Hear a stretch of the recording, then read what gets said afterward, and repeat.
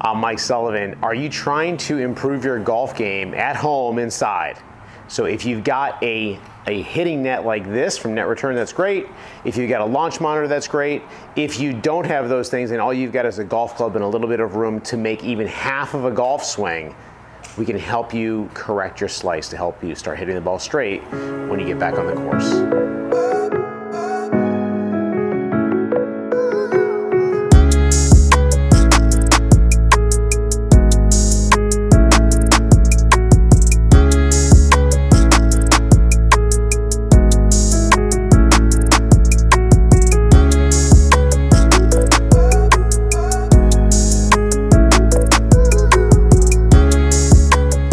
So here we are inside our golf studio, and this is the place where in inclement rainy weather or in real cold weather, we work on, on people's golf games. This is where we do our lessons. And so we're really fortunate to have this building. It's really cool. If you were to look the other direction, I can hit balls right out directly onto the range. But if weather's bad, we can close those doors and we can just hit this way, and we can use a SkyTrack launch monitor. We've got a net from the Net Return.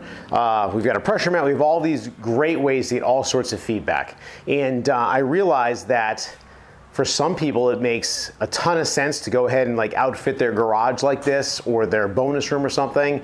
But for other people, they have to kind of pick and choose with what makes sense for them as far as spending money goes to work in your golf game. So one thing that's really going to affect us, one problem that people tend to have is hitting a slice. So if your ball is consistently curving to the right, what's happening is your club face, it's open relative to the path, relative to the direction that the club is swinging when you hit the ball. All right. So I'm going to go ahead and hit a shot here, and this is going to be kind of the typical thing that we see. All right. And we're going to take a look at the SkyTrack launch monitor as we hit this. All right. So that ball, I felt like I hit the ball as the club was traveling over to the left. And I tried to have an open club face, which is something that most people, really struggle with. So when you take a look up at the SkyTrack here, you can see that ball, it's sliced off to the right. It was 12 yards offline, and there was a spin axis tilt of 6 degrees to the right. Okay. Now I do think what happened there in that one ball is I think I caught the toe of the club, which actually, if you hit the toe, it makes the ball want to hook a little bit, so it helps mitigate a slice. Anyway, problem is, face is open with a club path moving to the left, So let's talk about the club face first. The first way that we're going to correct this club face is going to be making sure we've got a good grip on the club. Now, this doesn't guarantee that your club face will be square, but it's something we've got to do to give us the opportunity to have the habit of having a square club face. So when I put my top hand on the club, so for me, that's my left hand because I'm right-handed. I'm going to rotate my hand a little bit, like this way. So if I look at my hand, I'm going kind of clockwise a little bit. And I'm going to put my hand on the club so that this V between my thumb and my forefinger points up towards my right shoulder. Okay? And if you're not already doing that, just fix this part first. Just get your left hand on the club correctly, or your top hand on the club correctly, and just try hitting balls like that no matter what this hand is doing at first. So try to work on just one thing at a time, all right? So if you're already gripping the club this way, I want you to just pause the video, walk away, and practice gripping the club like this and hitting shots with both hands on the club.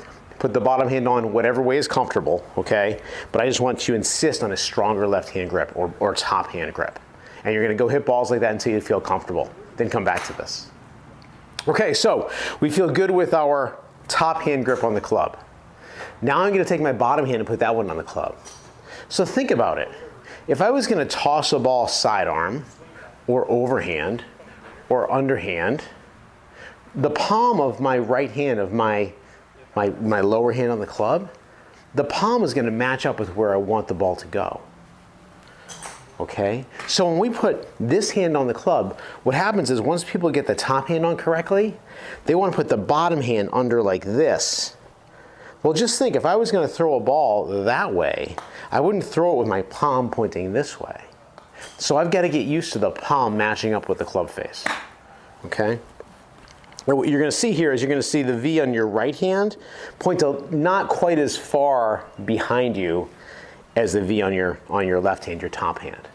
And I'm sorry, I keep saying left and right. I should be saying top and bottom for the lefties, but I get a feeling you lefties are used to it, right? So nice strong left hand grip, right hand palm matches up with the target, okay? So let's go ahead and hit a couple shots here.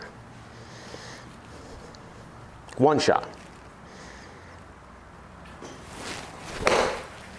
Okay, that was not solid, but let's take a look at the curvature. See the ball's going way to the right still? So I put on what I thought was a good grip, but it didn't fix everything. That's okay. What we want to do is first just get used to that really nice grip. Practice with it a little bit before we start making big judgments. All right, so what could be going on? Let's say you're hitting balls for a while and you're still having trouble even though the grip is on the money. What could be going wrong here? All right, well, let's just take a look at what's happening as we start the backswing. All right, so when I take a backswing, I'm going to turn my shoulders, right, and I'm going to just keep my arms out in front of my chest as I turn my shoulders, like this. So if I had a really, and I've been saying this lately, I'm using it a lot lately, so if you had a big like bag of concrete or cement, if you were going to swing it, your hands would be out in front of you this way because it's so heavy, right? You wouldn't just do this with it because that would be really, it'd be almost impossible to do that with a 50-pound bag, right? So I want to swing the club as if I had that big, heavy weight in my hands. All right, so it looks like this from over here. And I'm looking down and I can notice the butt end of the club is still pointing at me. I don't have this sort of a thing going on. So you can see what happens I took my backswing there. Move up a little bit, just in case I'm out of the frame. So if I use a lot of hands, what happens is my club tends to open and it tends to get pulled around behind me. And now what's happening is I've actually changed my swing plane, the direction of my swing. So now I'm basically setting myself up to swing way over there. All right, and this is all really relevant to a slice. So when somebody gets their hands really active and then turns back here, right? Now what's happening is they've already basically gotten ready to swing way over that way. Well, the ball won't allow that, neither will the target, so we get this sort of a thing happening. And the swing direction of the club goes to the left, so we hit it with a leftward path. And what's really too bad is that if you open your club face up and you swing to the left, well, now your club face might even be square to the target line, and with a short club, you might hit the ball to the target, giving you really bad incentive to improve, especially as the clubs get longer. Because a longer club is going to slice and hook a lot more than a shorter club because of the amount of loft. And we can talk about exactly why more later. We talked a little bit about that in other videos. All right, so how do I get out of this? Here's one great way. Grab something that's not a golf ball. So I'm going to use a soccer ball.